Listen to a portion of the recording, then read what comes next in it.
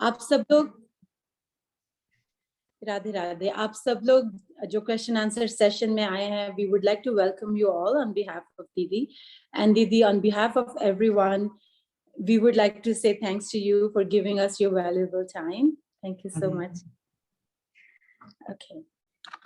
और अगर आप में से जिसको भी क्वेश्चन पूछना हो, you could just raise your hand. It's on the top right corner, and then we would highlight you, and you can ask your question. If you don't want your video to be displayed, you could let us know. तो दीदी पहला question अभी किसी ने पूछा है. I'll read it out for you. दीदी उन्होंने पूछा है कि देयर इज अद्वैतवाद, द्वैतवाद और विवर्तवाद. तो व्हाट एग्जैक्टली इज विवर्तवाद एंड अद्वैतवाद, द्वैतवाद और विवर्तवाद, और उस इनका तीनों में क्या डिफरेंस है, ये पूछना चाह रहे हैं. तुम क्या बोल रही? पहली बात, विवर्तवाद तो कुछ नहीं होता, एक विवर्तवाद होता है. सॉरी दीदी. और तीसरा क्या बोला आपने? विवर्तवाद, अद्वैतवाद, अद्वैतवाद, द्वैतवाद और विवर्त. जो वर्ड थर्ड मुझे शायद बोलना नहीं आ रहा. विवर्त. द्वैतवाद माने ये कि जब ये विश्वास कि जीवात्मा और परमात्मा ये दो पृथक एंटिटीज हैं, जीवात्मा परमात्मा से पृथक है, इसको द्वैतवाद कहते हैं. अधिकांश भक्त लोग वो द्वैतवाद यानी जैसे अद्वैतवाद वाले कहते हैं सोहम, और द्वैतवाद वाले कहते हैं दासोहम, हम उनके दास हैं. अद्वैतवाद वाले बोलेंगे हम ही ब्रह्म हैं. ये जो कॉन्सेप्ट है कि हम ही ब्रह्म हैं, इसको अद्वैतवाद कहते हैं. दासोहम, हम उनके दास हैं, ये द्वैतवाद है. और विवर्तवाद कहते हैं इल्यूजन को. शंकराचार्य जी कहते हैं कि ये संसार है ही नहीं, माया नाम की शक्ति को वो मानते ही नहीं. तो हमें जो संसार दिखाई दे रहा है ये क्या है? ये कहते हैं तुम्हारी बुद्धि का भ्रम है, भ्रमवश तुमको दिखाई दे रहा है. जैसे उदाहरण दिया उन्होंने, रज्जौ यथा हेर भ्रमः. जैसे कहीं रात में आप जा रहे हैं और रस्सी पड़ी हुई है, तो आपको लगा कि अरे ये तो सांप है, और आप डर गए. अब आप जाएंगे कैसे उधर? आप नहीं जा सकते, क्योंकि आपको भ्रम हो गया है कि यहाँ सांप है. अब आपने अगर ये भ्रम दूर कर दिया अपना, पता चल गया आपको कि नहीं नहीं ये तो रस्सी ही है, सांप नहीं है, तो आपका सारा डर समाप्त हो गया. तो शंकराचार्य जी कहते हैं कुछ है नहीं संसार, तुमने माना हुआ है, तो माना हुआ होने के कारण तुमको संसार दिखता है कुछ नहीं. एकम ब्रह्म द्वितीयो नास्ति. उनके हिसाब से ब्रह्म के अलावा और कुछ है ही नहीं. यानी जीव भी ब्रह्म है, ब्रह्म तो ब्रह्म है ही, और जीव भी ब्रह्म है, और माया कोई शक्ति है ही नहीं, ऐसा मानते हैं वो. इसी को विवर्तवाद कहते हैं. तो दीदी विवर्तवाद की कोई इंग्लिश टर्म है कि विवर्तवादी? थ्योरी ऑफ इल्यूजन, बस यही है. और तो मुझे तो नहीं पता अगर कोई इंग्लिश का कोई विशेष टर्म होता होगा तो, लेकिन मैं तो यही जानती हूँ कि थ्योरी ऑफ इल्यूजन. ठीक है. और दीदी अभी I don't see any raised hands. maybe I'm not seeing the screen right. Our next raised hand is, भैया आपका नाम नहीं है पर आप क्वेश्चन पूछ सकते हैं अपना. It's 695 AF something. हेलो. हाँ बोलिए. हेलो दीदी जी. राधे राधे. मैं शौर्य सोनी बोल रहा हूँ. मैं अपना नाम चेंज नहीं कर पा रहा हूँ क्योंकि इसमें अभी ऑनलाइन है ना, तो इस वजह से सॉरी. मेरा ये सवाल है दीदी जी कि महाराज जी रिस्ट वॉच कौन सा पहनते थे? रिस्ट वॉच, घड़ी. उसका थोड़ा कंपनी जानना, मॉडल जानना, ताकि मैं भी वैसे ही ले सकूं अपने लिए, कुछ कहने थोड़ा याद आएगी. और मुझे समय ध्यान में नहीं है, मैं बाद में तो आती हूँ, मुझे समय उसका नाम ख्याल में नहीं आ रहा है. अच्छा अच्छा। क्यों, आप ऐसी रिस्ट वॉच लेना चाहते हैं क्या? हाँ हाँ, वैसे ही, ताकि उनके जैसा ही थोड़ा यानी लगे, फील हो अंदर से कि अच्छा, साथ में है। मुझे है बहुत अंगूठी तो बढ़िया पहनी वाली, वैसे। मुझे याद नहीं है क्योंकि मैंने कभी पहनी नहीं है ऐसी वॉच। मुझे तो अच्छा अच्छी वॉच के अच्छा। नाम भी याद नहीं।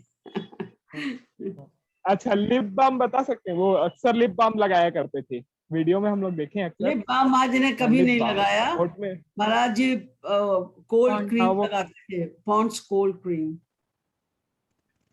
पॉन्ड्स उनके कोल्ड होठ क्रीम। बहुत सूखते थे ठीक है। तो वो कोल्ड क्रीम लगाते हाँ थे, हाँ।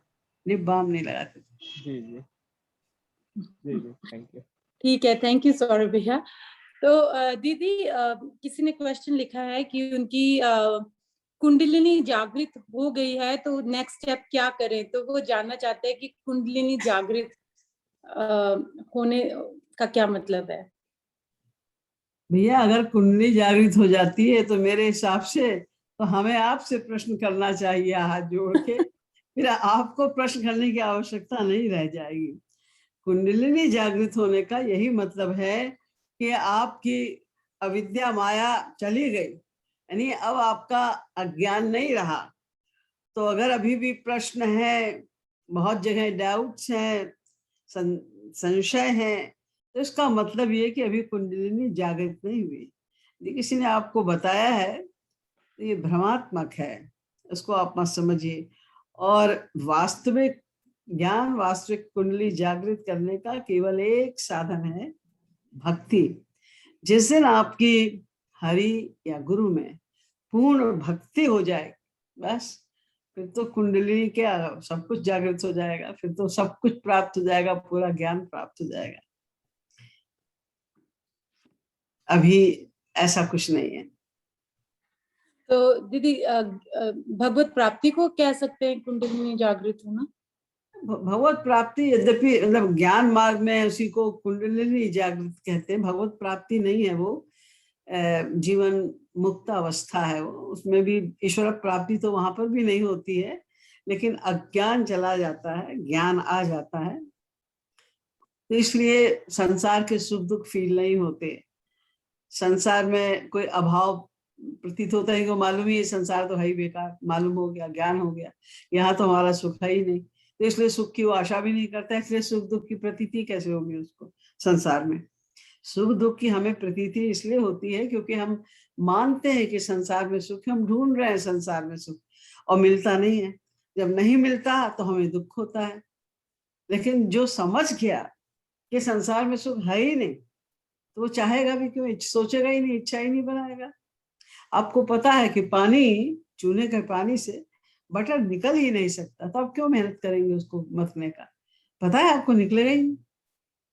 उसी प्रकार से अगर हमें ज्ञान हो गया कि संसार में सुख है ही नहीं, तो कोई आशा भी क्यों करेगा, सोचेगा भी क्यों संसार में सुख ढूंढने को। इसलिए वो उसकी दुख निवृत्ति हो जाती है, वो प्रसन्न हो जाता है। थैंक यू दीदी। The next question is from Shaurya Sumaiya. तो शौर्या जी, आप पूछ सकते हैं अपना क्वेश्चन। राधे राधे। तो मेरा ये क्वेश्चन है कि हेलो हाँ बोलो। हेलो हाँ बोलिए तो बोलिए। मेरा ये क्वेश्चन है कि मेरा ये क्वेश्चन है कि साधना अवस्था में निष्काम भक्ति मतलब कैसे कर सकते हैं, और निष्काम भक्ति और सकाम भक्ति में अंतर क्या है? निष्काम, हमें साधना जो करनी है वो निष्काम भक्ति से करनी है। इसका मतलब ये होता है कि हमें भगवान से कुछ मांगना नहीं है। क्या नहीं मांगना है? 4 चीजें होती हैं मांगने की, धर्म, अर्थ, काम और मोक्ष। संक्षेप में उसको यूं समझ लो कि इस लोक से लेके और सबसे ऊंचा जो माया जगत का सबसे ऊंचा लोक है, तो यहाँ से लेके और ब्रह्मा के लोक तक की हमें कोई कामना ना बने, हम भगवान से कुछ ना मांगे। क्योंकि अगर हमने कुछ मांग लिया, संसार संबंधी कुछ भी कामना हमने बना ली, हमने कुछ सामान मांग लिया, ये हमने हमारा बेटा बीमार है वो ठीक हो जाए, हमारी माँ ठीक हो जाए, हमें जॉब मिल जाए, तरह तरह की कामनाएं हो सकती हैं। तो भगवान पहली बात तो देते ही नहीं संसार कामना, वो क्यों पूरी करेंगे कि उससे हमारा नुकसान है। इसलिए भगवान नुकसान में हमारे तहत ऐसी है, वो हमारे नुकसान वाली चीज तो कोई हमें देंगे नहीं। और अगर आप कहते हैं भगवान से हम मांगते हैं तो हमें दे देता है भगवान, अगर उन्होंने दे भी दिया तो उससे हमारा फायदा क्या होगा? हम तो वहीं के वहीं रहेंगे, आनंद तो हमको मिलेगा नहीं। तो इसलिए पहले तो हमें ये समझना है कि हमें संसार संबंधी कोई कामना करनी ही नहीं है, नहीं तो हम उसी में फंस के रह जाएंगे, अटक के रह जाएंगे। हमें भगवत प्राप्ति तो फिर होगी ही नहीं। अंतिम लक्ष्य तो हमारा भगवत प्राप्ति का है। दूसरी बात, उसके ऊपर है मोक्ष की प्राप्ति, उसकी भी कामना नहीं बनानी है, क्योंकि मोक्ष की अगर प्राप्ति हमको हो गई, भगवान ने हमारी कामना पूरी कर भी दी, तो मोक्ष हमको अगर मिल गया तो हम प्रेमानंद से, जो भगवान की सुंदर लीलाएं हैं, उनके गुण हैं, उनके धाम है, उसका जो इतना बड़ा सुख है, उसको तो हमें कुछ मिलेगा ही नहीं। और मोक्ष में तो जीव परमात्मा में लीन हो जाता है, बस खत्म बात।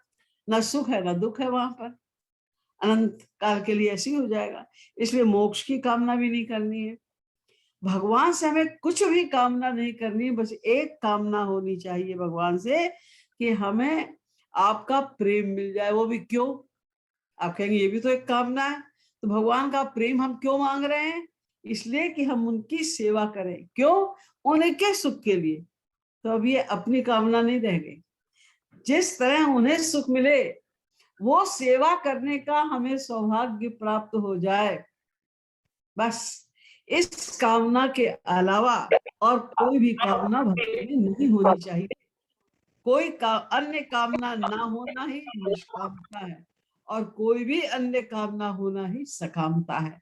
तो हम भगवान से केवल भगवान का प्रेम मांगे, ताकि हमें उनकी सेवा मिले, ताकि हम उनके सुख के लिए दिन रात कुछ कर सके।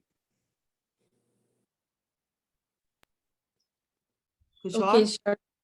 Thank you, Radhe Radhe. Thank you. All right, thank you. दीदी, ये तो थोड़ा मैथ्स का क्वेश्चन बहुत लंबा किसी ने लिखा है कि अगर कोई पर्सन घोर पापी है तो वो 5 घंटे फिर भी साधना करता है और बाकी के दिन संसार का काम करता है और संसार में ही अपना मन रखता है बाकी के टाइम में, तो उन्होंने बोला है कि उस हिसाब से 0.01% अगर मन end of the day clean होगा तो 100 दिनों में 1% होगा, उस हिसाब से 10,000 दिनों में यानी कि 28 साल में 100% होगा। तो क्या ऐसे करने से हम 28 साल में भगवत प्राप्त हो जाएंगे, क्योंकि 100% क्लीन हो जाएगा? ऐसा आप गंदा भी तो करते जा रहे हैं ना। मन को आपने 1% साफ किया और 10% गंदा कर लिया, तो आपको फिर से साफ तो करना पड़ेगा ना। बढ़ता भी तो जाए, गंदगी की जो सीमा है वो तो बढ़ती जाएगी। जैसे आपने एक कपड़े को साफ कर लिया और फिर उसको नाली में डाल दिया, तो आपको फिर उसको साफ करने में उतना ही टाइम तो फिर लगेगा ना।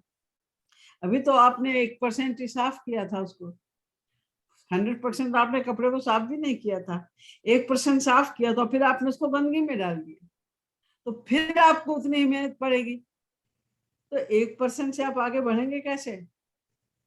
इसलिए ये पहले से ही समझे रखिए कि हमें तो मन की शुद्धि करनी है और इसके लिए हमें साधना करनी है। ये मत सोचो कि हमने 10 मिनट, 20 मिनट, 1 घंटा, 2 घंटे साधना की, 24 घंटे में से 1 घंटा, 2 घंटे साधना की तो कुछ परसेंटेज तो हमारा मन शुद्ध हुआ, तो ऐसे करते करते हो जाएगा। अभी आप चलो ठीक है, थोड़ा बहुत आप कर रहे हो, लेकिन हमको लक्ष्य तो ये बनाना है ना कि इसी जन्म में हमको भगवत प्राप्ति हो जाए। क्योंकि अगला जन्म हमको मनुष्य का मिले ना मिले, जब हम इतने पाप कर रहे हैं, यानी 24 घंटे में से 1 घंटा हम केवल भगवान का नाम ले रहे हैं, 1 घंटा हम पाप नहीं कर रहे हैं, बाकी टाइम पाप कर रहे हैं। तो हम निरे पाप करते जा रहे हैं, अपराध करते जा रहे हैं, तो हम ये कैसे आशा करते हैं कि अगला जन्म हमको मनुष्य देह मिलेगा? यानी कितने जन्मों के बाद फिर हमको मनुष्य देह मिलेगा, फिर आपको साधना करने का अवसर मिलेगा। तो आपने जो 1% साधना कभी की थी उसके आगे आप बढ़ेंगे। तो फिर वही समस्या है कि अगर आप फिर वही करेंगे तो फिर जहाँ के तहाँ रह जाएंगे। और यदि आप प्लस करते गए, बढ़ाते गए, तो भगवत प्राप्ति तो इसी जन्म में भी हो सकती है। हमको लक्ष्य यही बनाना चाहिए कि हम जो भी कर रहे हैं, हम संसार में तो हमें रहना पड़ेगा, संसार के काम तो हमें करने पड़ेंगे। काम पे जाना है, घर में रहना है, बहुत सारे काम घर के होते हैं, बाहर के होते हैं, वो करना है। लेकिन उसका भी इलाज क्या है, भगवान श्री कृष्ण ने गीता में बता दिया है कि काम तो तुम्हें करना पड़ेगा। संसार में रहोगे तो संसार की ड्यूटीज तो करनी पड़ेंगी। लेकिन यत् करोषि यदश्नासि यज्जुहोषि ददाति यत् तपस्यसि कौन्तेय तत्पुरुषं मदर्पणम्। ये प्रैक्टिस डालनी पड़ेगी, हर काम प्रैक्टिस से हो जाता है। यदि हम ये आज से प्रैक्टिस शुरू कर दें कि हम कुछ भी करेंगे, हम कहीं बाहर जा रहे हैं, कार ड्राइव कर रहे हैं, साइकिल से जा रहे हैं, पैदल जा रहे हैं, या हम अपने ऑफिस में जा रहे हैं, या हम सफाई कर रहे हैं, या हम कुकिंग कर रहे हैं, कुछ भी कर रहे हैं, तो हम मन ही मन भगवान का ध्यान करते रहेंगे, उनका नाम लेते रहेंगे। तो धीरे धीरे धीरे धीरे 1% से वो प्रैक्टिस शुरू होते होते 10%, 20%, 30% और फिर 100% वो होने लग जाएगा। ये प्रैक्टिस हमें करनी है, अपना कल्याण के विषय में हमें सोचना है, हम बहाने नहीं बना सकते। और यदि हम सोचे ये कर तो रहे हैं, चलो 100 जन्म में हमारा हो ही जाएगा उद्धार, तो यही तो हम सोचते आए हैं अनादिकाल से, तो आज तक कुछ हो नहीं पाया हमारा, क्योंकि हम कमाते कम गमाते ज्यादा हैं। हमें सावधान होकर करना है। जब आपको पता चल गया कि साधना करनी, तभी तो आप साधना कर रहे हैं, नहीं तो हम 1% भी क्यों कर रहे हैं। आपको ये पता चल गया है कि साधना में ही कल्याण है, उससे भगवत प्राप्ति होगी, तो आप जब साधना कर ही रहे हैं तो उसको समझ के करिए और ये कोशिश करके करिए कि नहीं, हम अपराध नहीं करेंगे। दृढ़ संकल्प करिए, संकल्प करने से, प्रयास करने से सब हो जाता है धीरे धीरे करके। तो बाकी टाइम में हमें भगवत स्मरण करना है। कोई हानि होती है उसे भी भगवत कृपा समझिए, कोई लाभ होता है उसे भी भगवत कृपा समझिए। ये अभ्यास से ऐसा होने लग जाएगा। शुरू शुरू में नहीं होगा, शुरू शुरू में भी आप कोशिश करेंगे तो थोड़ा सा होगा, फिर और कोशिश करेंगे तो और होने लग जाएगा, फिर और कोशिश करेंगे तो और होने लग जाएगा, तो धीरे धीरे करके हो जाएगा।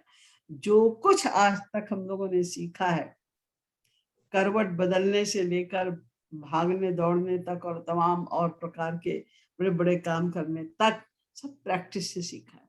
और यहाँ पर भी प्रैक्टिस करनी पड़ेगी, आदत डालनी पड़ेगी। थैंक यू दीदी। The next one is Urvi. Urvi, आप अपना क्वेश्चन पूछ सकते हैं। राधे राधे दीदी जी। राधे राधे।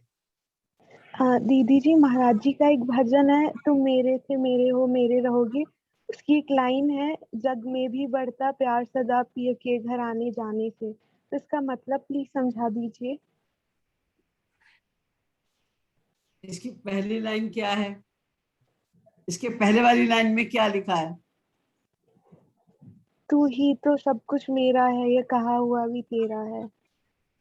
हाँ, देखो, इसका मतलब ये है कि बार बार भगवान का स्मरण करने से, या जो उनके धाम है, भगवान के जो धाम है, अगर आप बार बार जाओ वहां पर रहो, तो आपको बार बार स्मरण आएगा उनका। आपको ये भावना रहेगी कि हम वृंदावन धाम में हैं, ये श्याम सुंदर की लीला स्थली है, इस जगह पर उन्होंने ये लीला की थी, इस जगह पर ये लीला की थी, इस जगह पर ये लीला की थी। और फिर आप आश्रम में अगर रहोगे तो आपको सत्संग मिलेगा, भगवत चर्चा सुनने को मिलेगी। तो बार बार आते जाते रहने से, उनके पास पास आते, जितना हम चिंतन करेंगे, जितना हम उनका उपस्थिति को महसूस करेंगे, फील करेंगे, तो हमारे साथ हैं, तो हमारा प्रेम बढ़ता जाएगा। भगवान को हम बुला रहे हैं, हम उनके पास जाना चाहते हैं ताकि हमारा प्रेम उनसे बढ़े, यही अर्थ है। कोई विशेष उसका कोई अलग से अर्थ नहीं है। और दीदी जी, एक छोटा सा प्रश्न और है कि जो महाराज जी, अम्मा जी और भगवती मैया की जो इतनी सुंदर आरती है, उसकी रचना किसके द्वारा की गई है, ये जानने की बहुत चेष्टा है। वो रचना, महाराज जी की आरती की रचना तो किसी अन्य भक्त ने की है, और आजी और अम्मा की आरती मैंने लिखी है। अच्छा दीदी, अम्मा की ये बहुत पास। सुंदर आरती है। Thank you. Radhe Radhe. So yes, I think Dr. Vajwade, उनको अंकल को वो करना नहीं आ रहा है raise hand emoji, but he's raising hand on the camera. So if you could just unmute him so he could ask. Radhe Radhe दीदी। राधे राधे। मैं इंडिया से बात कर रहा हूँ दीदी, डॉक्टर सुभाष वाइजवाड़े। ठीक है भैया। राधे राधे। मेरा एक छोटा क्वेश्चन है, आपने परसों बताई थी कि रूप ध्यान करने में एक ही रूप फिक्स करना है। हाँ, कि एक फोटो लो या मूर्ति लो, हाँ, मगर हाँ। महाराज जी तो कहते हैं कि तुम मन तो परिवर्तन चाहता है, तो कभी बाल रूप का दर्शन ये कर सकते, रूप ध्यान कर सकते हैं, कहीं कोई लीला के हिसाब से भी रूप ध्यान कर सकते हैं।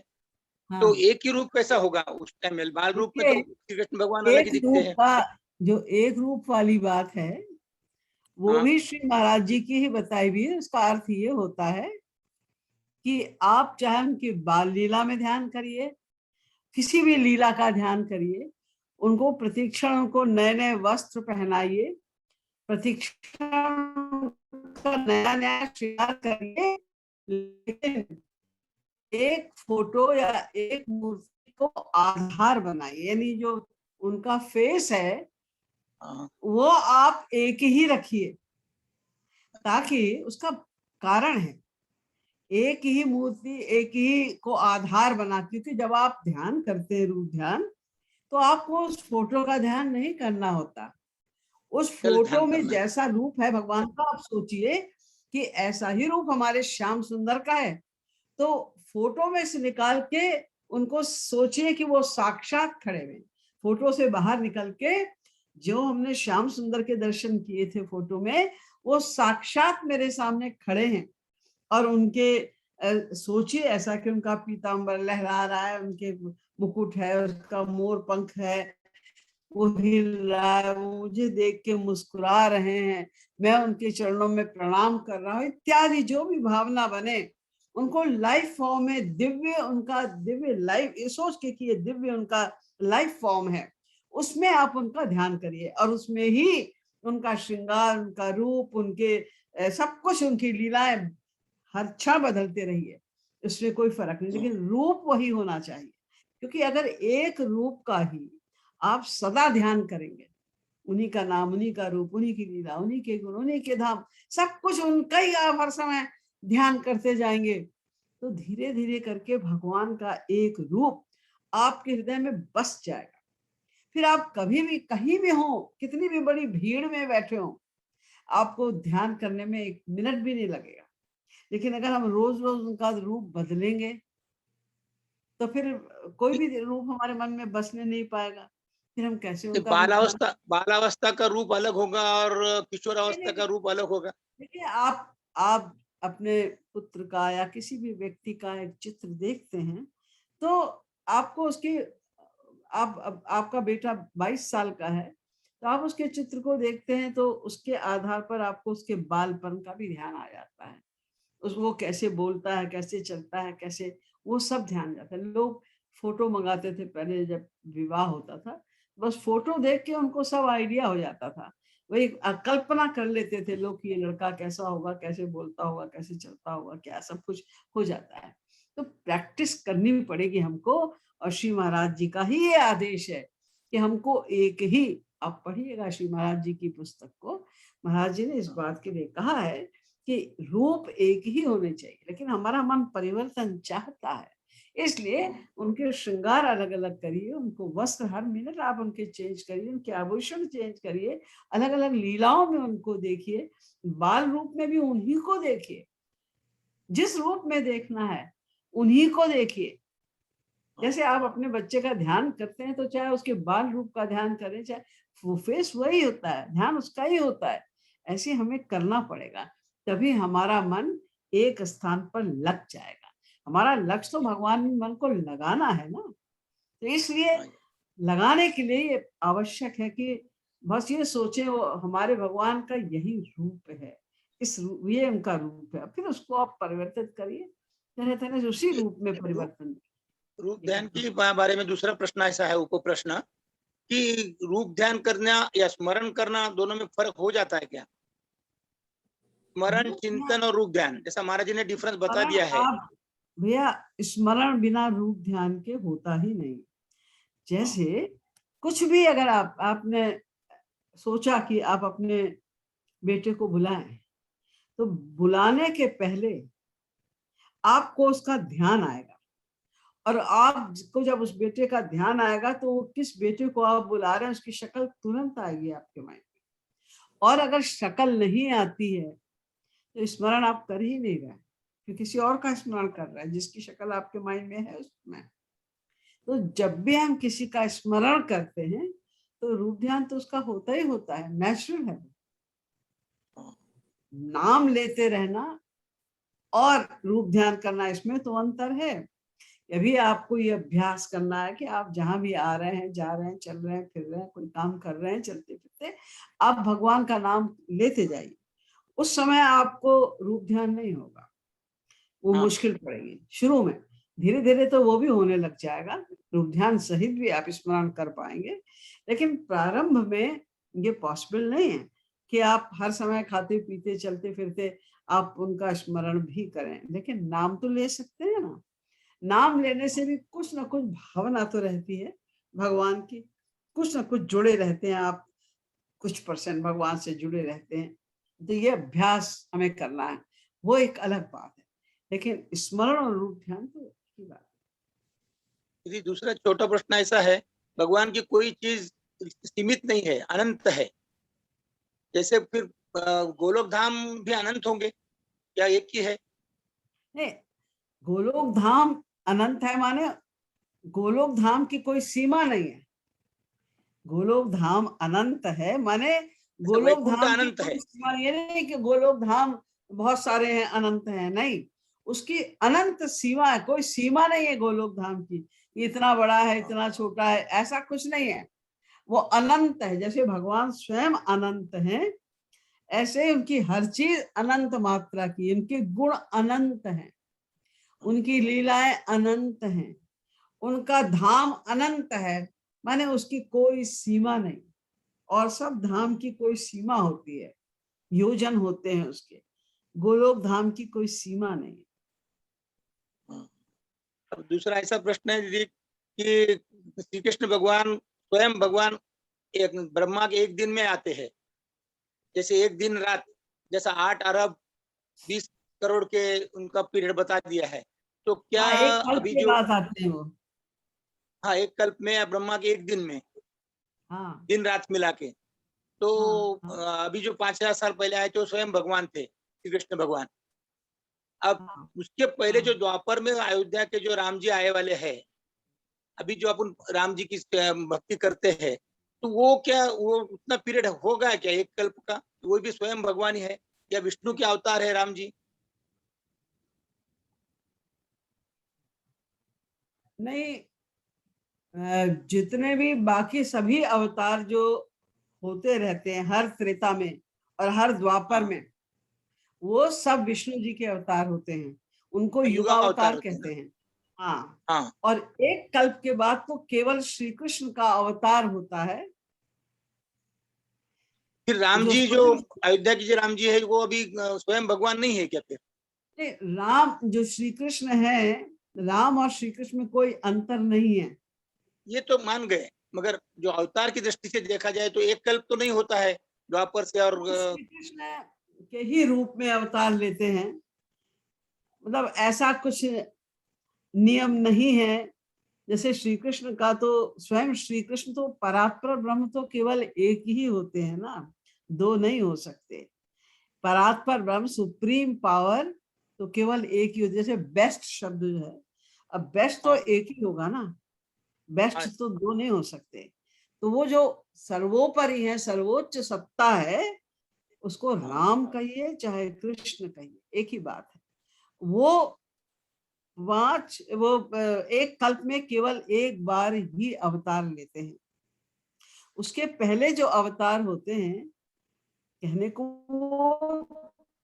माँ विष्णु के अवतार है, किंतु महाविष्णु भी तो भगवान श्री कृष्ण के ही अवतार है ना। मैंने हाँ, बताया था कि भगवान श्री कृष्ण के अवतार कारणानाम शाही महाविष्णु, कारणाना शाही महाविष्णु के अवतार गर्भोदशाही महाविष्णु, और गर्भोदशाही महाविष्णु के अवतार क्षीरोदशाही महाविष्णु, और उन्हीं के सब अवतार होते हैं। तो भगवान के सारे ही अंशावतार हैं, और श्री राम भी जो आते हैं उनमें सब वही पावर्स हैं, वही रूप है, वही पावर है जो श्री कृष्ण में है। लेकिन वो जो स्वयं श्री कृष्ण है, गोविंदमादि पुरुषम तमहम भजामि, विष्णुर्महान सही यस्य कला विशेषो, गोविंदमादि पुरुषम तमहम भजामि इत्यादि जो लिखा है, ये एक कल्प में जो एक बार अवतार होता है वो स्वयं श्री कृष्ण का अवतार होता है, वो स्वयं अवतारी है। वो अवतारी है। और महाराज ने ये भी कहा था कि बलराम जी भैया भी अवतारी ही है, दोनों श्री कृष्ण और भगवान बलराम जी दोनों श्री एक ही है। देखिए, राम और श्री कृष्ण, नृसिंह राम कृष्ण यीशु, ये तीन जो है इनको परावस्था अवतार ही कहते हैं। मैंने जो श्री कृष्ण में सारे गुण हैं वो सब उनमें है। मैंने कह सकते हैं कि अगर डायरेक्ट उनका कोई अवतार है तो बलराम है या राम है, जो कि डायरेक्ट उनके अवतार हैं, उनकी समस्त शक्तियों के साथ में। वो बलराम में राम ये नहीं है ना, राम जी अयोध्यापति राम जी नहीं है ना। नहीं भैया, सब एक ही है, यूं तो नाम अलग अलग तो है, वो तो लीलाएं दीदी अलग वो तो अलग। बिल्कुल सही है, एक ही है, मगर महाराज ने ये भी क्लियर किया था कि बलराम जी वो अयोध्या के राम वो नहीं है, बलराम वो भी एक लोचन भगवान में है की महाराज जी। अंशा अवतार हैं, हाँ, लेकिन उनमें ही भी सारे गुण हैं, भगवान के सारे गुण हैं, श्री कृष्ण के सारे गुण हैं, राम में भी और बलराम में। मतलब अन्य अवतारों से अगर सबसे श्रेष्ठ किसी कहीं किसी का स्थान है तो राम और बलराम का है, भगवान राम का। भगवान राम और कृष्ण में तो कोई भी अंतर नहीं है। वो अवतार जब लेकर आते हैं एक कल्प के बाद, तब वो श्री कृष्ण के रूप में आते हैं, बस यूं समझ लीजिए। वो है ही थैंक नहीं, यू। राम अलग है ही नहीं उनसे, नेक्स्ट वही क्वेश्चन है राम है, दीदी। श्री कृष्ण ही राम है।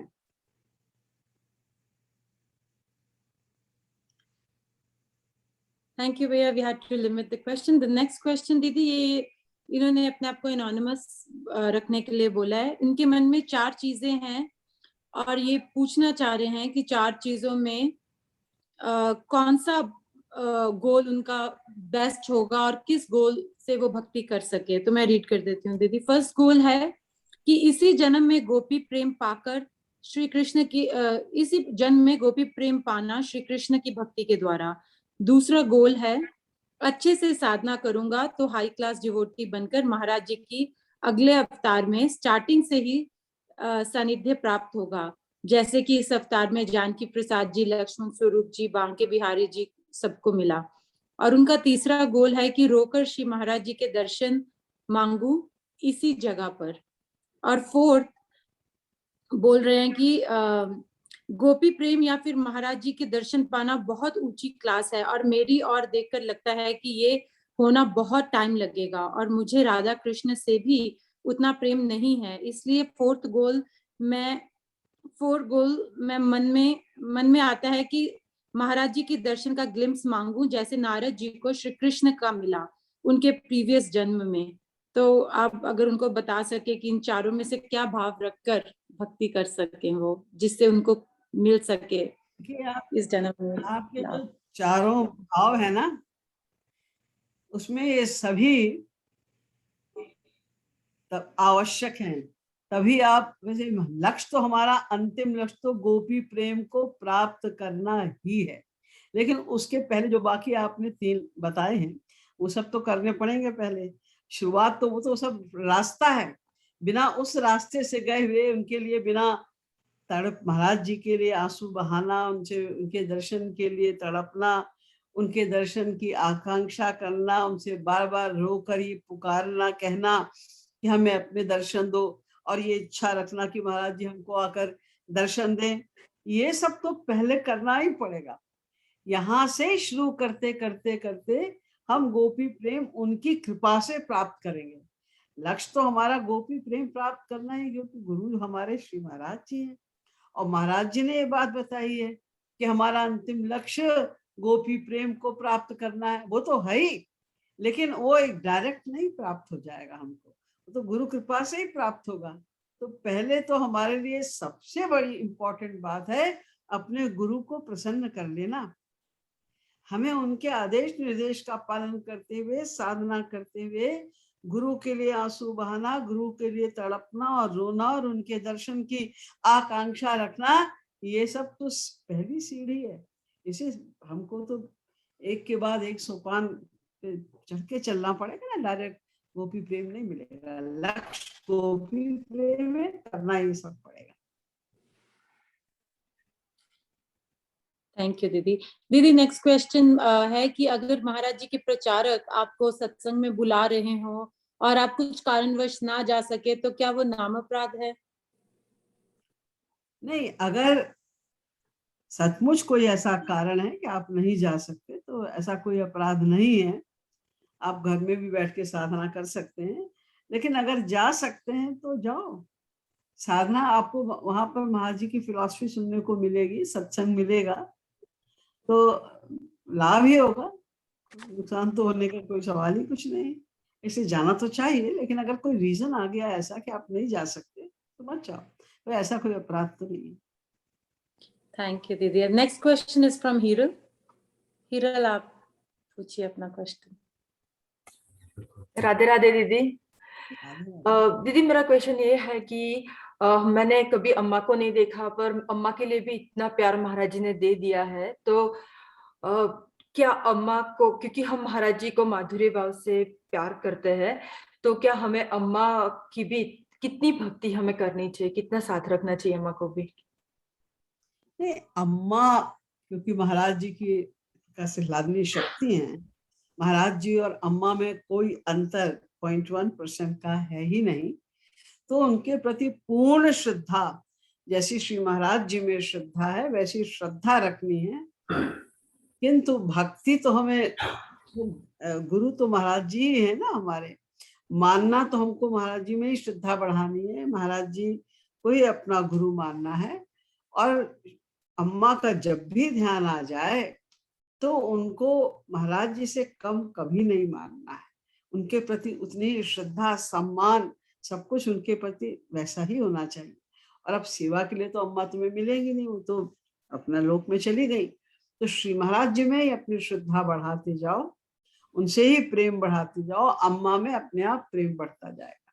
जब भी उनका ध्यान आए, उनसे, उन माँ की तरह उनसे रोकर प्रार्थना भी कर सकती हूँ कि हमारी श्री महाराज जी में हमको भक्ति दीजिए, श्री महाराज जी के चरणों में हमें प्रेम दीजिए। उनकी कृपा से महाराज जी के चरणों में प्रेम भी प्राप्त हो सकता है। इसलिए जब भी उनका ध्यान आए तो वो हमारी डिवाइन मदर हैं, माँ है हमारी, उनसे हम रोकर प्रार्थना कर सकते हैं, आप हमारे पर कृपा कीजिए कि हमारा श्री महाराज जी के चरणों में प्रेम बढ़े। इससे ज्यादा तो हम कुछ नहीं कर सकते। राधे राधे दीदी, थैंक यू। दीदी नेक्स्ट क्वेश्चन है कि हम श्री कृष्ण की प्रियतम भाव से उपासना करते हैं, पर दिव्य भगवत दर्शन, माया निवृत्ति, परमानंद प्राप्ति, इन बातों का मन में बहुत भय रहता है। मन का भय निकालकर साधना कैसे की जाए? काय का भय रहता है दीदी? वो जो आनंद निवृत्ति और ये सब बड़े बड़े वर्ड्स बोल रहे हैं कि उसका हमें डर रहता है हमेशा। आनंद निवृत्ति, हाँ जी, दिव्य भगवत दर्शन, माया निवृत्ति, परमानंद प्राप्ति, इन बातों का मन में बहुत भय है। मन का भय निकालकर साधना कैसे की जाए? आपको किसी चीज का भय रखना ही नहीं है, आप तो बस साधना कीजिए। आपको सिर्फ यही सोचना है कि हमें तो गुरु भक्ति करनी है, गुरु भक्ति के माध्यम से ही वो जो चाहेंगे, जो हमें देना है प्रेम, भगवत प्रेम, उनकी कृपा से मिलेगा। माया निवृत्ति और आनंद प्राप्ति वो सब पर्यायवाची शब्द हैं, चाहे वो आप उसको भगवत प्राप्ति कहिए, चाहे उसको आनंद प्राप्ति कहिए, चाहे माया निवृत्ति कहिए, ये सब एक के ही पर्यायवाची शब्द हैं। सिंपल सी बात यह है कि गुरु चरणों में प्रीति को बढ़ाइए, उनके आदेश निर्देश का पालन कीजिए, साधना कीजिए और अपनी भक्ति को बढ़ाते जाइए, बस। और आपको कुछ नहीं करना है, जितना चिंतन जो आपके पास में 24 घंटे का समय है, उसमें हरि या गुरु का चिंतन जितने परसेंटेज उसका बढ़ता जाएगा, उतना ही परसेंट में आपका मन शुद्ध होता जाएगा। हमारा काम है साधना करना, उससे हमारा मन अपने आप शुद्ध होता जाएगा। वो हमारे बस की बात नहीं है, गुरु कृपा से मन शुद्ध होता जाएगा। जब मन पूर्णतया शुद्ध हो जाएगा, बस हमारा काम खत्म। अब गुरु तुरंत हमें प्रेम दान देगा। बस हम माया निवृत्ति, आनंद प्राप्ति, भगवत लोक की प्राप्ति, ज्ञान की प्राप्ति, अज्ञान की निवृत्ति, सब अपने आप एक साथ ऑटोमेटिक हो जाएगा। हमारा कर्तव्य केवल साधना द्वारा अंतःकरण की शुद्धि। साधना की शुद्धि माने गंदगी ना आने पाए। एक तरफ आप अगर आत्मा की शुद्धि के लिए साधना कर रहे हैं और दूसरी ओर पर निंदा और चुगली और राग और द्वेष ये सब भी करते जा रहे हैं, तो शुद्धि भी कर रहे हैं और शुद्धि भी बढ़ते जा रहे हैं, तो बहुत टाइम लगेगा। तो और संसार की बातों से बचो, किसी की ना निंदा करो ना स्तुति करो, ना किसी से अटैचमेंट करो ना किसी से दुश्मनी करो। ये प्रयास करते हुए कि हम संसार से थोड़ा अलग रहें, न्यूट्रल रहें, संसार से हम न्यूट्रल हो जाएं, उदासीन हो जाएं और भगवान से प्रेम बढ़ते जाएं। संसार में अपनी ड्यूटी करें, बस प्रेम ना करें, अटैचमेंट ये ना समझें ये हमारा है। जब हम समझ लेते हैं तो हमारा अटैचमेंट शुरू हो जाता है और फिर जब उससे हमको अपना जो इच्छित फल है, जो हमें उससे चाहिए, वो नहीं मिलता, वैसा व्यवहार नहीं मिलता, तो हमें उसी से द्वेष होने लग जाता है। रागत द्वेष से बचते हुए हमें अपनी साधना करते हुए अपने मन को शुद्ध करना है। बाकी सब काम गुरु करेगा, आपको उसकी डर या चिंता की जरूरत ही नहीं। दीदी इन्हीं का फॉलोअप क्वेश्चन है कि महाराज जी हमारे गुरु हैं, हमारे गाइड हैं, but at the same time Maharaj ji Shri Krishna भी हैं, तो क्या हम महाराज जी में माधुर्य भाव रखकर उनकी भक्ति कर सकते हैं? क्या ये सही है? हाँ सही। ठीक है। Next question is Deepchand Verma, you can ask your question.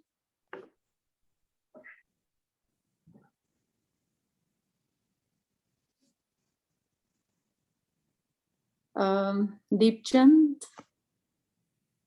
Radhe Radhe दीदी। राधे राधे। दीदी जब मैं कीर्तन करता हूँ तो विरह भाव बहुत होता है गुरुजी महाराज की कृपा से, लेकिन मैं उसको छिपाना चाहता हूँ और उस विरह भाव को दबाना चाहता हूँ ताकि लोग ये न समझे भाई ये कोई ज्यादा भक्त है या कोई मतलब ये ढोंग कर रहा है, पाखंड कर रहा है या लोक रंजन की भावना रखता है। तो मैंने जब कभी कीर्तन करता हूँ तो विरह भाव आता है तो मुझे पता नहीं रहता उस चीज का, फिर बाद में लोग बताते हैं अरे ये तो ऐसा कर रहा था, ऐसा रो रहा था, ऐसा बिलख रहा था। तो मैं अपने उस विरह भाव को दबाना चाहता हूँ। तो जैसे कबीरदास जी ने भी तो कहा है कि भक्ति ऐसी कीजिए जान सके ना कोई, जैसे मेहंदी पात में लाली रहे दब कोई। तो मतलब भक्ति को दबाना चाहिए, छुपा कर करनी चाहिए। तो उसमें विरह भाव आ जाता है तो उसमें मैं उसको छुपा कर करना चाहता हूँ, जिसमें मेरे को दोस्त थोड़ी। छुपाने का मतलब ये होता है कि आप दिखावा मत करिए। जैसे दो आंसू आ गए तो हो हल्ला मचा रहे हैं, जिन्हें कहाँ का गोपी प्रेम उनको प्राप्त हो गया है, या सबको दिखाना चाह रहे हैं कि हमको आंसू आ रहे हैं, हम विभल हो रहे हैं, हमारे अंदर विरह का भाव जागृत हो रहा है। अपनी तरफ से दिखाना नहीं चाहिए, लेकिन यदि आपकी इच्छा नहीं है दिखाने की, आप छिपाना भी चाहते हैं, फिर भी अगर वो प्रकट हो रहा है तो उसमें आपका कोई वश नहीं है। और कोई व्यक्ति बाद में आपको कुछ बताता है या आपकी प्रशंसा वगैरह करता है तो आप उसको इग्नोर कीजिए। ऐसा करिए कि वो डिस्करेज करिए उसको कि ये बातें मुझे अच्छी नहीं लगती, मुझे मत सुनाओ। बस यही कर सकते हैं आप, और कुछ नहीं कर सकते। और बहुत दबाने की चेष्टा भी मत करिए, ठीक है? प्रकट करने की चेष्टा तो नहीं करनी चाहिए, यथासंभव उसको दबाना चाहिए। लेकिन जैसे आप दूध में उबाल आता है, अगर आपने उसको ढक्कन बंद कर दिया और तेज उबाल आता है, ज्यादा और उबलता है वो, तो उसी प्रकार आप दबाते हैं तो वो और भी बढ़ता है। इसलिए हमें अपनी तरफ से ये छुपाने की चेष्टा तो करनी चाहिए, किंतु अगर फिर भी वो बढ़ रहा है तो बढ़ेगा। जितना आप छिपाएंगे तो उतना ही और वो बढ़ेगा, और बढ़ना अच्छी बात है। तो बड़े सौभाग्य से किसी किसी को ये सब प्राप्त होता है। विनय भाव तो बहुत आवश्यक है भक्ति में, और बहुत उसकी इम्पोर्टेंस है, उससे मन की शुद्धि भी होती है। तो हमें उसको बहुत दबाने की आवश्यकता नहीं है, लेकिन साथ साथ में बस ये ध्यान रखिए, एक तरफ ये गुरु कृपा से, भगवत कृपा से, आपके पूर्वजन के संस्कारों से आपको इस विरह की प्राप्ति हुई है, ये घटने ना पाए और राग द्वेष मन में ना आने पाए, नहीं तो ये छिन जाएगा। इसकी प्रशंसा या इसकी बात कभी किसी से करिएगा भी मत, क्योंकि गुहितस्य भवेत् वृद्धि कीर्तितस्य भवेत् क्षयः। ये प्रेम ऐसी चीज है, इसको जितना आप छिपाएंगे उतना ही बढ़ेगा, और जितना ही आप प्रकाशित करेंगे उतना ही ये फैल जाएगा, ये खत्म हो जाएगा। इसलिए अपनी तरफ से किसी से कहना नहीं चाहिए, अपनी तरफ से उसके विषय में कुछ सुनने की इच्छा भी नहीं होनी चाहिए, और वो बढ़ता रहे। ये तो बड़ी अच्छी बात है, तो बड़े सौभाग्य की बात है, गुरु कृपा से ही होता है ऐसा। दीदी नेक्स्ट क्वेश्चन है, गणेश जी भगवान है या फिर कोई देवता है? अगर भगवान है तो मैं अब तक उनको देवता मानता था, तो क्या ये नाम अपराध होगा? और दूसरा क्वेश्चन है कि अगर नाम अपराध का क्या फल होता है? बस। देखो, वो भगवान शंकर के पुत्र हैं, उनमें भगवती शक्तियां हैं, लेकिन कोई भगवान है कि नहीं है इससे हमें कुछ लेना देना नहीं है। कोई भी हो, हमारे शास्त्र तो यहाँ तक कहते हैं कि खम वायुमग्निम सलिलम महीम च ज्योतिष सत्वानि दिशो ध्रुमादीन सरित समुद्रांश हरे शरीरम यत्किंच भूतम प्रणमे धनन्य। हमें तो अनन्य भाव से खम माने आकाश, वायु में, पृथ्वी में, जल में, तेज में, वृक्ष में, लताओं में, नदी में, समुद्र में, सर्वत्र अपने श्री कृष्ण को देखना चाहिए। बस यही अनन्यता है। तो गणेश जी देवता हैं, तो वो कोई ऐसे स्वर्ग वाले देवता नहीं है, वो डिवाइन पर्सनालिटी है। लेकिन हमको कोई भी डिवाइन पर्सनालिटी, शंकर जी भी तो भगवान हैं, रामचंद्र जी तो श्री कृष्ण के समान ही है, भगवान हैं, दुर्गा जी भी तो भगवान हैं, तो हम सबकी उपासना तो नहीं कर सकते। इसलिए हमको और किसी के विषय में सोचना ही नहीं चाहिए, ना राग ना द्वेष, कुछ नहीं। ये सब हमारे लिए प्रणम्य है, हमें सबको प्रणाम करना चाहिए, क्योंकि देवता भी हैं, अगर स्वर्ग के भी देवता हैं तो हमसे तो बड़े हैं वो, हमें उनको प्रणाम करना चाहिए। साधारण भक्त को भी हमें प्रणाम करना चाहिए।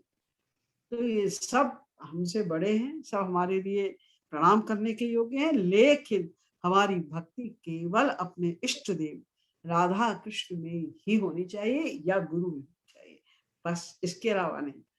और किसी के लिए भी गलत सोचना, अब अगर आपके माइंड में ये था या है कि वो देवता हैं, स्वर्ग के देवता हैं, तो आपको जितनी नॉलेज थी आपने सोचा, लेकिन दुर्भावना मत बनाइए। ये सोच के दुर्भावना नहीं बनाना है कि अरे वो तो ऐसे ही है, नहीं। स्वर्ग के देवता भी हमसे तो बड़े हैं, हमें क्या करना है। लेकिन हमें किसी बड़े छोटे से मतलब है ही नहीं, चाहे वो स्वर्ग के देवता हो, चाहे ब्रह्मा हो, शंकर हो, कोई भी हो। अब सच पूछिए तो जब तक हमें भगवत प्राप्ति नहीं हो जाती, तो हमें तो श्री कृष्ण से भी मतलब नहीं, हमें तो गुरु से पहले सबसे ज्यादा मतलब है, सारा मतलब है। अगर गुरु गोविंद दो खड़े काके लागू पाओ, बलिहारी गुरु आपने जिन गोविंद दियो मिलाए। गुरु के आगे तो कुछ नहीं।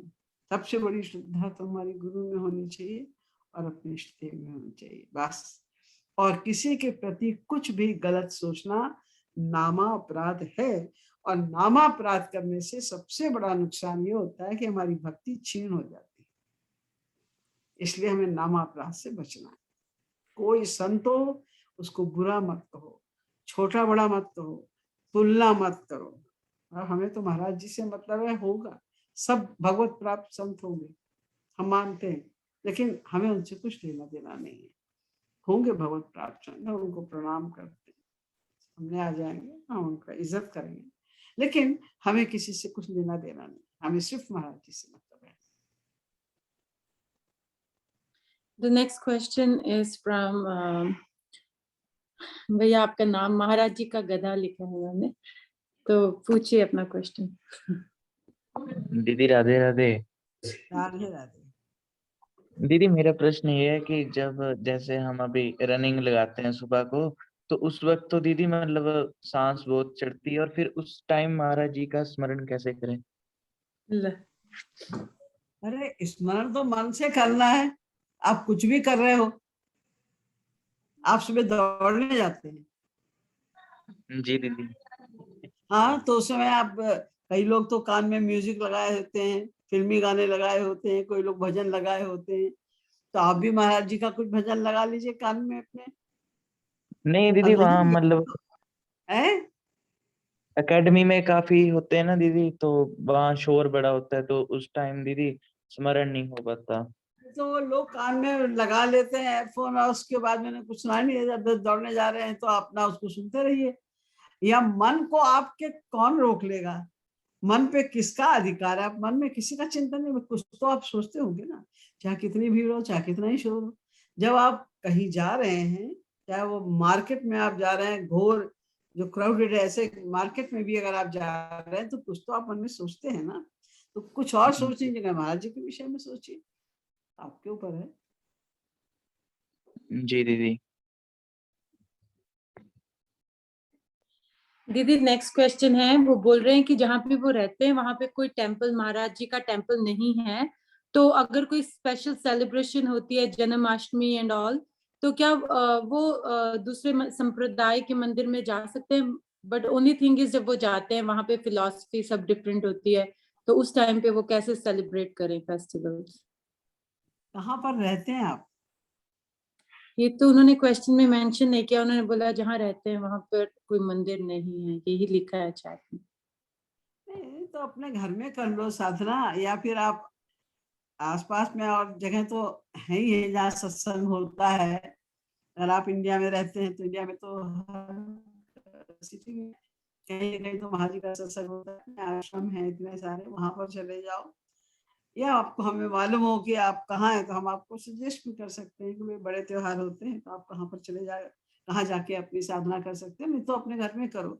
आप दूसरी जगह जाओगे तो और प्रकार की बातें सुनोगे कि हर महापुरुष का अपना भक्ति करने का ढंग अलग होता है, सबके अपने इष्ट देव अलग होते हैं, उसके अनुसार उनके अपने दास सखे वात्सल्य माधुर्य आदि भाव अलग होते हैं, अपनी सबकी फिलॉसफी अपनी अलग अलग होती है, कोई सही फिलॉसफी समझे हुए हैं, कोई गलत फिलॉसफी समझे हुए हैं। आप कहाँ पहुंच जाएंगे, क्या सुन लेंगे गलत फलत, और किसी बात का कोई असर आपके ऊपर अगर हो गया तो जो साधना की सब चौपट हो जाएगी। इसलिए बाहर जाना तो उचित नहीं है। अपने घर में बैठ के सत्संग करो, अपना महाराज जी के वीडियो लगा लो, महाराज जी के हर त्योहारों के वीडियो हैं वो लगाओ, सारे दिन वो करो। महाराज जी का सुबह उठो, भोग लगाओ, उनको नाश्ता करो, फिर दोपहर में उनको फिर दोपहर का खाना बनाओ, उनका भोग लगाओ, कीर्तन करो, शाम को फिर उनका कीर्तन करो, नाचो उनके साथ में, उनके वीडियो लगा लो। बहुत तरीके हैं, उनके ही साथ रहो, और ऐसे सब जगह जाने से भक्ति में बाधा आ जाएगी। Thank you, Didi.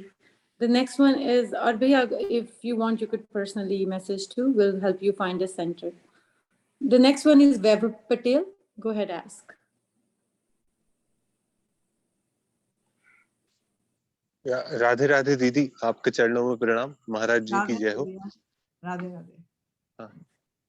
हाँ दीदी, मेरा प्रश्न ये है कि मतलब मैं बहुत ज्यादा पढ़ चुका था ये भगवत गीता, महाराज जी से पहले भी, और भागवत में पढ़ता था इसलिए कि मुझे रूप ध्यान में मजा आता है, उसमें कितना सारा मैटर है भगवान जी का, अनंत लीलाओं का। तो उसमें जब उद्धव जी गए थे गोपी लोगों के पास, तो उनने ज्ञान दे के आ गए। भागवत में ये है, जो नॉर्मल भागवत है हमारी, मतलब गोपियों ने उनको उल्टा ज्ञान नहीं दिया कि वो भगवान है, ये है। उनने चुपचाप बैठ के सुना, मतलब मैंने वो प्रसंग पढ़ा तो। और महाराज जी जो बताते हैं वो कहते हैं कि गोपियों ने बैक आंसर करके जो भी लीला के पद भी लिखे हैं उसमें बताया कि हम वेद की ऋचाएं हैं, हमें ज्ञान देने आया है, और उनसे उनको प्रेम दान मिला उद्धव जी को, जबकि भागवत में ऐसा नहीं है। मतलब मैं आपसे अपना मतलब ये जिज्ञासा खत्म करना चाह रहा हूँ, क्योंकि इसके कारण थोड़ी सी मतलब थोड़ा सा मेरे अंदर वो समर्पण कम हो रहा है ये इस फैक्ट के कारण। अब मुझे लगता है भागवत को फिर से पढ़िए, एक बार ध्यान हाँ से पढ़िए उद्धव जी जी जी का प्रसंग। और हाँ हाँ उसमें भी है, भागवत में भी है ऐसा कि हाँ उद्धव हाँ जी गए थे उन्हें ज्ञान देने, लेकिन प्रेम लेके लौटे। वो गोपियों ने उनको प्रेम की परिभाषा सुनाई। भ्रमर गीत वगैरह अगर आप पढ़िएगा, फिर से एक बार भागवत का अध्ययन कर लीजिएगा, तो आपको मालूम पड़ जाएगा कि उद्धव जी तो गए थे तो ज्ञान देने के लिए, लेकिन गोपियां तो प्रेम की आचार्य थी, तो उन्होंने उनका मजाक उड़ाया पहले, तो फिर उसके बाद उनको प्रेम दान दिया। और भागवत में ही इतना तक लिखा हुआ है उद्धव जी के लिए कि जब उन्होंने समझ लिया गोपियों से कि ज्ञान तो कुछ नहीं है प्रेम के आगे, ये तो अभी अज्ञानी ही हूं मैं जब तक मैंने प्रेम नहीं प्राप्त किया, तो भगवान से उन्होंने वरदान मांगा। आशा महो चरण रेणु जुषा महस्याम वृंदावने किमपि गुल्मलतौषधीनाम या दुस्त्यजं स्वजनमार्य पथंच हित्वा। ये जो श्लोक है ये वाला, आशा महो चरण रेणु, आप उसको पढ़िएगा, वहां पर ही आपको सब प्रसंग सब कुछ प्राप्त हो जाएगा, मालूम पड़ जाएगा। वो कह रहे हैं भगवान से कि इन गोपियों की चरण रज हमको मिल जाए, इसलिए अभी गोपी के समान तो हम नहीं बन सकते, इनका जैसा तो हमारे अंदर प्रेम जागृत हो ही नहीं सकता। इसलिए वृंदावन में किमपि गुल्म लतौषधि नाम, कुछ भी हमको वृक्ष लता कोई पक्षी कुछ भी बना दो, लेभे गतिम धात त्रिचुताम ततोन्यम कमवाद, कम से कम उनकी चरण रज तो हमको प्राप्त हो जाए, ये प्रार्थना कर रहे हैं उद्धव जी महाराज। ये भागवत में लिखा है, आप फिर से पढ़िए, आपको पता चलेगा। आपने ध्यान से नहीं पढ़ा उनका प्रसंग। जी जी जी दीदी, ये 10वें स्कंद में शायद नहीं है, ये सीधा लिख दिया। और शायद वो भ्रमर जो आप वो कह रही हैं भ्रमर गीत, वो शायद कोई और दूसरे स्कंद में, ऐसा है ना दीदी? है सब भ्रमर भागवत गीत में, आप पढ़िएगा ध्यान से, आपको सब मिल जाएगा। जी दीदी। महाराज जी तो स्पेशली उद्धव जी का प्रसंग इसलिए बताते हैं कि हमें ये मालूम पड़ जाए कि बड़े बड़े ज्ञानी भी प्रेम रस में परिप्लुत हुए। एक भी भक्त ऐसा आज तक इतिहास में नहीं है, किसी ग्रंथ में नहीं है, जो प्रेमानंद को प्राप्त करने के बाद ज्ञानानंद को ब्रह्मानंद को प्राप्त करने गया हो। लेकिन कितने ही ब्रह्मानंदी ऐसे हैं जिनको भगवान की एक झलक मिल गई, सनकादिक परमहंसों को उनके चरणों की केवल सुगंध मिल गई, सुखदेव जी महाराज को केवल उनका रूप का गुणगान सुनने को मिल गया, जनक जी महाराज ने तो केवल एक झलक देखी श्री रामचंद्र जी की, और ये सब भूल गए अपने ब्रह्मानंद को और पूर्णतया प्रेमानंद में परिप्लुत हो गए। ये बताने के लिए महाराज जी ने बताया है। वैसे तो आप खुद पढ़िएगा, देख लीजिएगा, आपको मिल जाएगा। हाँ दीदी, वो मुझे पता है, वो एक मेरे ऐसा कुछ मिस्टेक हुई होगी, क्योंकि महाराज जी का तो अकाट्य है, ऐसा मतलब विलक्षण संत कोई है नहीं कि जो सभी ग्रंथों से बोले। और डिट्टो मैंने मैच भी किया है दीदी, भागवत में एक एक श्लोक जो वो बोलते थे ना, और वैसे ही निकला है, और उसी श्लोक का लाइन नंबर वैसे ही निकला है इस ग्रंथ में भी, चाहे रामचरितमानस में भी हो। मतलब ये इम्पॉसिबल चीज है। और दीदी मैं एक छोटा सा और, अगर दूसरे लोगों का मैं समय नहीं ले लूं, तो अगर आप दे परमिशन तो पूछ सकता हूँ एक और क्वेश्चन। दीदी मेरा क्या है, मतलब मेरा तो लक्ष्य यही है कि सब कुछ त्याग के अब बस महाराज जी की साधना करूं, क्योंकि मुझे मिल गए सन, तो मतलब भगवत प्राप्ति इन्हीं के अंडर में ही होगी। तो मेरा क्या है कि मतलब अब कुसंस्कार कहें या कुछ कहें, मतलब मेरा बार बार मन में डाउट आता है, क्योंकि अपने जितने भी संत हो चुके हिंदू में, सबको कुछ ना कुछ इल्जाम लगे। तो जैसे अभी मतलब क्षमा करिएगा, मतलब अगर आप पूछना दूसरों क्या की है कुछ आपको, आस्था हो, पूछ लेना सीधे। जो जैसे प्रकाशानंद जी थे, इतने ऊंचे साधक थे वो, मतलब महाराज आप जी के पूछना क्या चाह रहे हैं भैया, वो प्रचारक। बताए, उदाहरण मत दीजिए किसी का। हाँ, तो मतलब जैसे मतलब प्रकाशानंद जी थे, वो इतने बड़े प्रचारक थे, तो उन पे मतलब इल्जाम लगा, तो मतलब हम लोगों का आस्था कम हुई थोड़ी, मतलब थोड़ा, मतलब वो महाराज जी के साथ रहते थे, और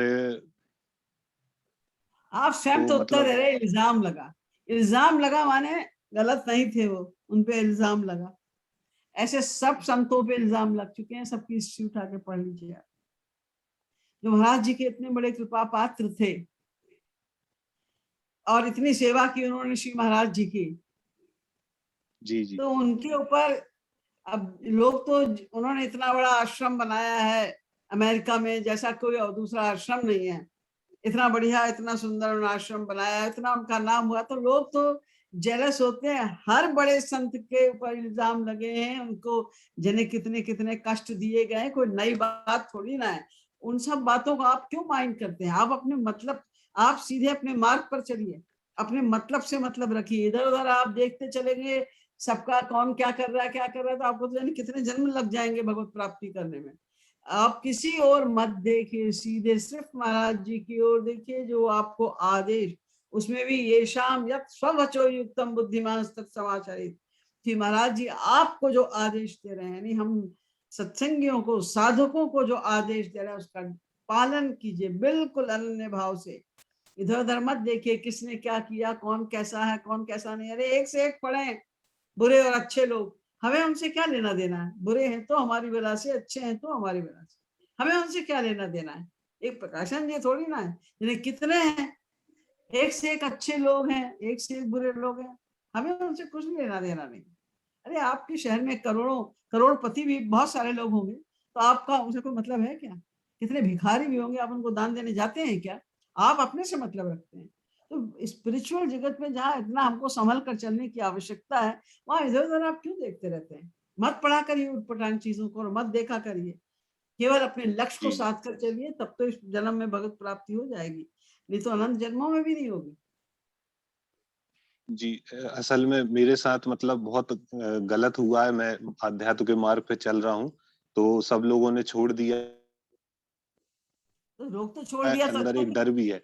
लोग तो छोड़ेंगे, हाँ आप अच्छे रास्ते पर चलेंगे तो जो बुरे लोग हैं वो छोड़ेंगे आपको। आप बुरे रास्ते पर चलेंगे तो अच्छे लोग आपको छोड़ेंगे, तो होगा ही होगा।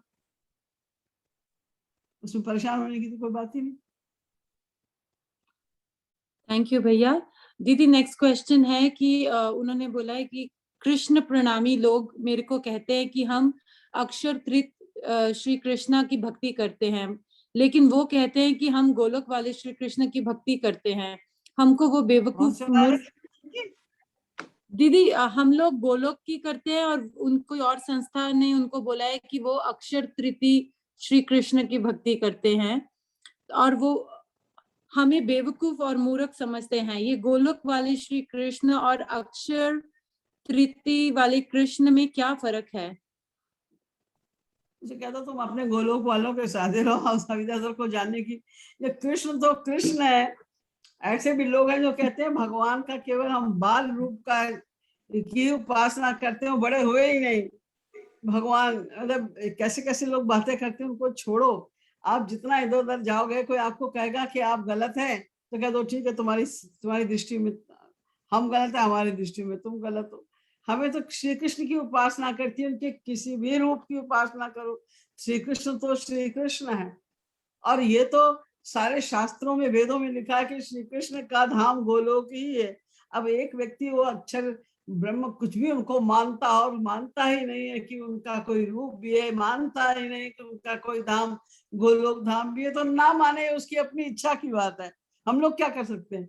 लेकिन ये तो सर्वविदित है, गधा भी जानता है, हर शास्त्र वेद कह रहे हैं कि उनका धाम गोलोक है। उनके सारे गुण सारे शास्त्रों में, वेदों में लिखे। कोई नहीं मानता तो उसे मत मानने दो, हमें क्या करना है उससे। और कोई कहता है जी आप बेवकूफ हो, तो कहना ठीक है, तो हम तुम्हारी दृष्टि में हम बेवकूफ है तो होंगे, हम क्या कर सकते हैं। और उससे लड़ेंगे तो हम अपनी बेवकूफी को शो करेंगे ना फिर तो। क्योंकि बहस का ऐसे व्यक्ति से बहस करने का कोई फायदा तो है नहीं, तो मानेगा नहीं। तो जाए ना माने, हमें क्या करना है?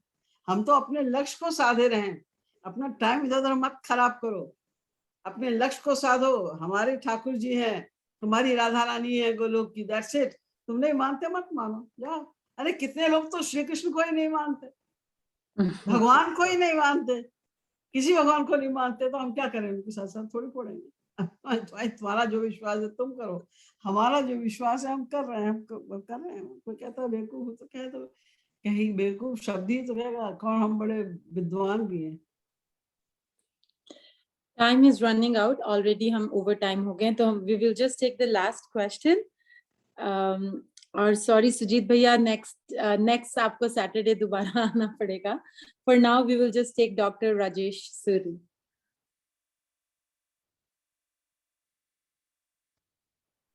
Dr. Rajesh Suri, you can unmute.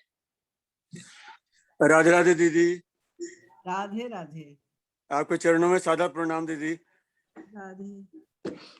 दीदी मेरा क्वेश्चन ये है, महाराज जी ने हमेशा कहा है कि हरि गुरु का स्मरण निरंतर होना चाहिए, और निरंतर स्मरण करने के लिए दुनिया में रहते हुए थोड़ा मुश्किल हो जाता है, कैसे किया जाए इसको? अभी तो मैंने आंसर दिया था इसका।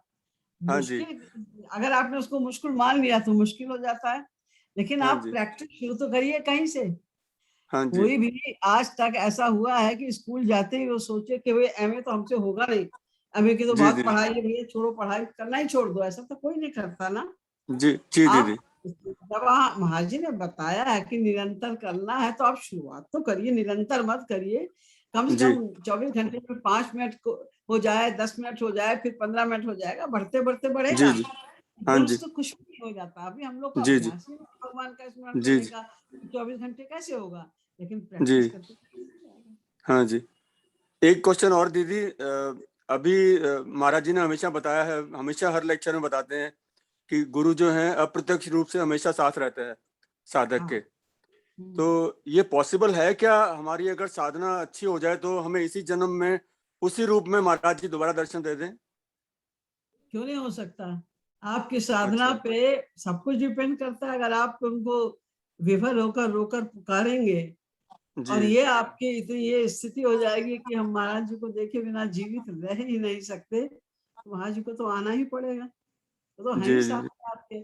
हमारी जी पुकार में कमी है, उनकी तरफ जी से तो दीदी। कृपा में कोई कमी है ही नहीं। जी दीदी। जी दीदी। थैंक यू दीदी, आभार आपका। राधे राधे। आप सभी को दीदी जाने से राधे पहले राधे। एक हाँ, आप सब लोग दीदी को राधे राधे कर सकते हैं। बस दीदी, that's okay, we will continue next Saturday. सब लोग जरूर आइए, एंड आपको बाकी भी इंफॉर्मेशन सब व्हाट्सएप ग्रुप में मिलती रहेगी। So stay in touch. Thanks everyone. Radhe Radhe दीदी। राधे राधे दीदी। सरकार की राधे राधे जय। दीदी। जय राधे राधे सद्गुरु दीदी। सरकार सद्गुरु की जय। सरकार की जय। की जय। आपके क्वेश्चन आंसर से